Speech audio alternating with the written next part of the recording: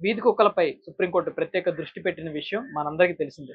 ఈ నేపథ్యంలోనే రాష్ట్రాలన్నిటికి కూడా ఉత్తర్వులు కూడా జారీ చేసింది. ఏ చర్యలు తీసుకుంటున్నారు ఏంటనేది. వాటిని రాష్ట్రాలు పక్కన పెట్టిన పరిస్థితుల్లో సుప్రీంకోర్టు మరోసారి తాకీదులు ఇచ్చింది. సీఎస్‌లందరినీ వ్యక్తిగతంగా హాజరు కమ్మంది. ఈ ఎపిసోడ్ అంతా మనకు తెలిసిందే. అయితే ఇప్పుడు తాజాగా ఆంధ్రప్రదేశ్ రాష్ట్ర ప్రభుత్వం వీధి కుక్కల నియంత్రణకు సంబంధించి కీలకమైన అడుగులు ముందుకు వేసింది.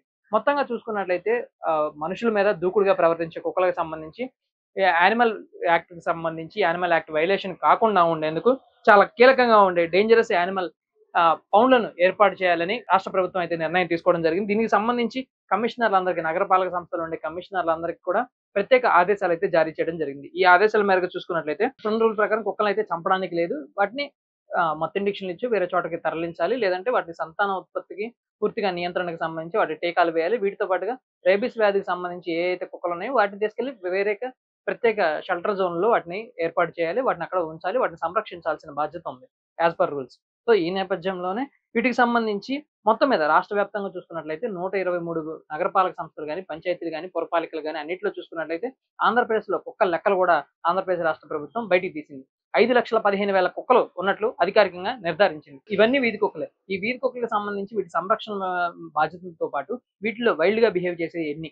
అంటే జనాలు కనపడంగాల్నే కరవడానికి ముందుకొచ్చే ఎన్ని? దూకుడు స్వభావాన్ని కలిగి ఉండే ఎన్ని అనేది కూడా లెక్కలు తీస్తే వాటిలో 10-15% కుక్కలు. అంటే దాదాపుగా 20,000 కుక్కల వరకు వీటిలో దూకుడు స్వభావం కలిగి ఉన్నాయి. వీటన్నిటిని వేరే ప్రత్యేక యానిమల్ ప్రొటెక్షన్ జోన్‌లకి వీటన్నిటిని తరలించాలి. వాటితో పాటుగా వీటన్నిటికి సంబంధించి ప్రత్యేక షెల్టర్ జోన్‌లు ఏర్పాటు చేసి వాటిలో వీటికి ఫీడింగ్ ఇవ్వాలి. వాటిని ఇప్పుడు కంట్రోల్‌లోకి ఎలా అయితే మనిషి పిచ్చి పట్టినప్పుడు ఎలా అయితే కొద్దిగా మెంటల్ ట్రీట్‌మెంట్ అయితే ఇవ్వడం జరుగుతుందో, సేమ్ కుక్కలు కూడా అదే మాదిరిగా కుక్కలు కూడా పిచ్చి పడుతూ ఉంటుంది. సో, వాటికి ట్రీట్‌మెంట్ కూడా ఇవ్వాలని భావించింది. వీటికి సంబంధించి ఒక్కొక్క మొత్తం మీద రాష్ట్ర వ్యాప్తంగా 45 కేంద్రాలను ఏర్పాటు చేయాలని, ఒక్కొక్క కుక్కపై రూ. 1,500 వెచ్చించాలని కూడా రాష్ట్ర ప్రభుత్వం నిర్ణయించింది.